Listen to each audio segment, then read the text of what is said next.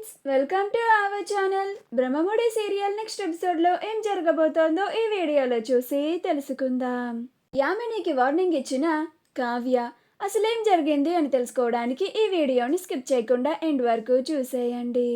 కావ్య రాజ్ గిఫ్ట్గా ఇచ్చిన శారీని కట్టుకొని ఆ చీరలో తను ఎలా ఉందో చూసుకుంటూ ఉంటుంది.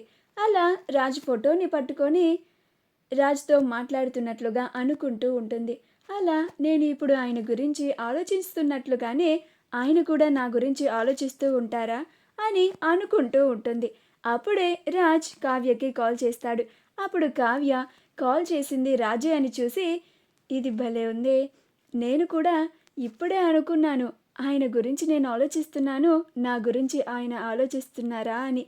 ఆయన నా గురించి ఆలోచిస్తున్నారు అని చెప్పడానికి సాక్ష్యం ఈ ఫోన్ కాల్ అని కాల్ని లిఫ్ట్ చేసి, హలో రామ్ గారు, ఏంటి ఈ టైంలో కాల్ చేశారు, నిద్రపోలేదా మీరు అని అంటుంది. అప్పుడు రామ్, లేదండి, నాకు నిద్ర రావడం లేదు అని అంటాడు.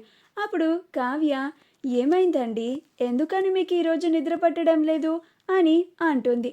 అప్పుడు రాజ్, నేను చేసిన తప్పుకి నా మనసును ఎందుకులేండి అనడం అని అంటాడు. అప్పుడు కావ్య, ఇప్పుడు మీరు మీ మనసు బాధపడేంతగా ఏం తప్పు చేశారండి అని అంటుంది.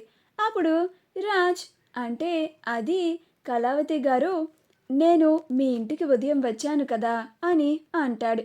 అప్పుడు కావ్య ఎక్కడ సుభాష్ గురించి మాట్లాడతాడో అని చాలా కంగారుగా వింటూ ఉంటుంది. అవును వచ్చారు అని అంటుంది. అప్పుడు రాజ్, అదేనండి, నేను మీ ఇంటికి వచ్చిన తరువాత మీతో మాట్లాడాను కదా, రిటర్న్ వెళ్ళిపోతూ ఉంటే నాకు మీ మావయ్య గారు అని ఒక వ్యక్తిని పరిచయం చేశారు అని అంటాడు. అప్పుడు కావ్య, ఆయనకి మావయ్య గారు గుర్తుకు వచ్చారా, ఆయన అసలు కన్న తండ్రి అని గతం గుర్తుకు వచ్చిందా అని చాలా ఉత్సాహంగా అడుగుతూ ఉంటుంది. చెప్పండి అని అంటుంది. అప్పుడు రాజ్, అదేనండి, ఆయనతో మాట్లాడకుండా వచ్చేసినందుకు నాకు నా మనసుకి చాలా ఇబ్బందిగా ఉందండి, ఏదో గిల్ట్ ఫీల్ వస్తుంది అని అంటాడు. అప్పుడు కావ్య, అయ్యో పర్లేదండి, ఇంకొకసారి కలిసి మాట్లాడొచ్చు కదా, దానికెందుకు ఇంతలాగా మీరు బాధపడడం అని అంటుంది. అప్పుడు రాజ్, లేదండి, ఆయన్ని చూస్తూ ఉంటే నాకు మా నాన్నని చూసినట్లుగా అనిపిస్తోంది. మీకు గుడిలో కూడా చెప్పాను కదా, ఆ రోజు ఒక ఆవిడని చూస్తే మా అమ్మలాగా అనిపించారు అని, అందుకే మనం కలిసి ఆవిడ పుట్టినరోజు అని కేక్ కూడా కట్ చేయించాము.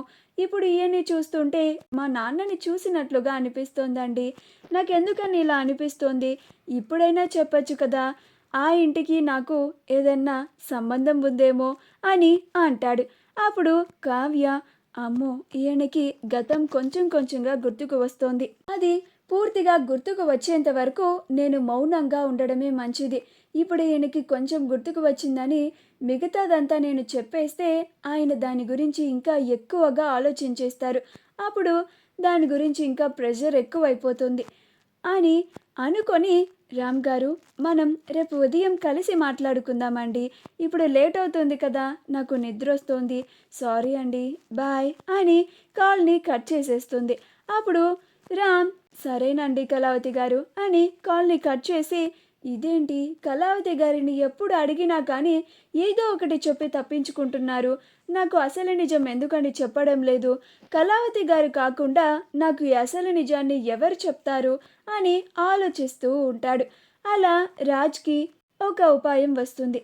రేపు కళావతి గారే కలుద్దామన్నారు కదా, రేపు కాఫీ షాప్లో ఆవిడ గారితో మాట్లాడి, ఆవిడ గారు నిజం చెప్పారా, సరే సరే, లేకపోతే ఆవిడ గారు ఆఫీస్కి వెళ్తారు కదా, ఆఫీస్కి వెళ్ళినప్పుడు వాళ్ళ ఇంటికే వెళ్దాం, అక్కడ వాళ్ళ మావయ్య గారు ఉన్నారు కదా, వాళ్ళనే అడిగి తెలుసుకుందాం, ఇలా మిమ్మల్ని చూస్తూ ఉంటే నా సొంత వాళ్ళని చూసినట్లుగా ఉంది అని అనిపిస్తోంది అని వాళ్ళతో మాట్లాడదాం, వాళ్ళకి నేను ముందే తెలిసి ఉంటే వాళ్ళు కూడా నాతో చెప్తారు కదా అని అనుకుంటూ ఉంటాడు.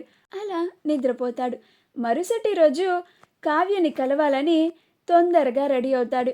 యామిని రాజ్ని తీసుకొని ప్రింటింగ్ షాప్కి వెళ్ళి అక్కడి నుంచి శుభలేఖలని తీసుకొని వాళ్ళ చుట్టాల వాళ్ళ ఇంటికి రాజ్ని తీసుకెళ్ళాలి అని అనుకుంటూ ఉంటుంది. కానీ రాజ్ బయటికి వెళ్ళాలి అని అంటూ ఉంటాడు. అప్పుడు యామినికి కోపం వస్తూ ఉంటుంది. అప్పుడు యామిని, అది కాదు బావా, మనం వెళ్ళబోయే పని చాలా ఇంపార్టెంట్. మన పెళ్లి శుభలేఖల్ని ఆ షాప్లో కలెక్ట్ చేసుకొని మన చుట్టాలందరికీ పంచి రావాలి అని అంటుంది. అప్పుడు రాజ్, యామిని నువ్వు ఒక్కదాని వెళ్ళి ఇచ్చేసిరా, దానికి నేనెందుకు, నాకు అర్జెంట్ వర్క్ ఉందని చెప్పానా అని వెళ్ళిపోతాడు. అప్పుడు యామినికి ఇంకా కోపం వస్తూ ఉంటుంది. వాళ్ళ పెళ్లి పనులు కూడా పక్కన పెట్టి ఆ కావ్యని కలవడానికి వెళ్తున్నాడు అని. ఇంకా యామిని కూడా ఆ షాప్కి వెళ్లకుండా రాజ్ని ఫాలో అవ్వాలని రాజ్ని ఫాలో అవుతూ వస్తూ ఉంటుంది. కావ్య రాజులు ఇద్దరు కలుసుకుంటారు. అలా వాళ్ళిద్దరూ కాఫీ తాగుతూ మాట్లాడుకుంటూ ఉంటారు. యామిని దూరంగా ఉండి వాళ్ళిద్దరిని చూస్తూ కోపం తెచ్చుకుంటూ ఉంటుంది. నేను అనుకున్నది నిజమే, బావ ఆ కావ్యని కలవడానికే వచ్చాడు. లాభం లేదు, ఈ కావ్యని బావని కలవనివ్వకుండా చేయాలి అని అనుకుంటూ ఉంటుంది. రాజ్ కావ్యలు ఇద్దరూ మాట్లాడుకున్న తర్వాత రాజ్, సరే కళావతి గారు బాయ్ అని వెళ్ళిపోతాడు.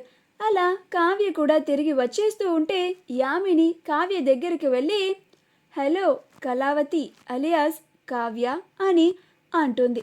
అప్పుడు ఆ మాటకి కావ్య, అంటే నేనెవరో, నా అసలు పేరేంటో ఈ యామినికి తెలుసన్నమాట అని అన్నట్లుగా చూస్తూ ఉంటుంది. హలో యామిని అని అంటుంది.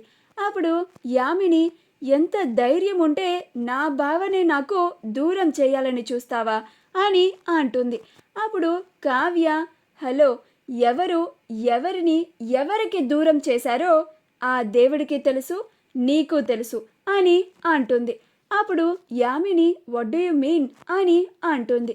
అప్పుడు కావ్య, ఆయన నాకు తాళి కట్టిన భర్త, ఆయన్ని నాకు దూరం చేసింది నువ్వు అని అంటుంది. అప్పుడు యామిని, నీ భర్తని నేను నీకు దూరం చేయడం ఏంటి, నాన్ సెన్స్ కాకపోతే, అయినా తను రాజ్ కాదు అని నీకెన్నిసార్లు చెప్పాలి అని అంటుంది. అప్పుడు కావ్య, మరి ఆయన రాజ్ కాకపోతే ఇంకెవరు అని అంటుంది. అప్పుడు యామిని, అతను రామ్ మా బావ అని అంటుంది. అప్పుడు కావ్య, ఆయన నిజంగానే మీ అమ్మకి సొంత అన్నయ్య కొడుకేనా అని అంటుంది. అప్పుడు యామిని, అవును, స్వయాన నా మేనత్త కొడుకు అని అంటుంది. నేను నా బావ అతి తొందరలోనే పెళ్లి చేసుకోబోతున్నాము అని అంటుంది. అప్పుడు కావ్య, ఆయనకి ఆల్రెడీ పెళ్ళయిందని నీకు తెలుసు, ఆయన భార్యని నేను అని కూడా తెలుసు, నా పేరు కావ్య అని కూడా తెలిసి వచ్చి హాయ్ కావ్య అని మాట్లాడుతున్నావు. ఆయన్ని నాకు నువ్వు ఎంత దూరం చెయ్యాలని చూసినా ఆయన మనసులో ఇంకా నేనే ఉన్నాను, అది నువ్వు నీ కళ్ళారా రోజు చూస్తూనే ఉన్నావు కూడా అని అంటుంది. అప్పుడు యామిని, నా బావని నా నుంచి ఎవ్వరూ దూరం చెయ్యలేరు, తొందరలోనే మా బావ నేను పెళ్లి చేసుకోబోతున్నాము కూడా అని అంటుంది. అప్పుడు కావ్య, అది చూద్దాం అని అంటుంది. అప్పుడు యామిని, చూసుకుందాం అని అంటుంది. మా వీడియో కనుక మీకు నచ్చినట్లయితే లైక్ చేయండి, షేర్ చేయండి, మా ఛానల్ని సబ్స్క్రైబ్ చేసుకోండి, పక్కనే ఉన్న బెల్ ఐకాన్ని క్లిక్ చేయడం మాత్రం మర్చిపోకండి.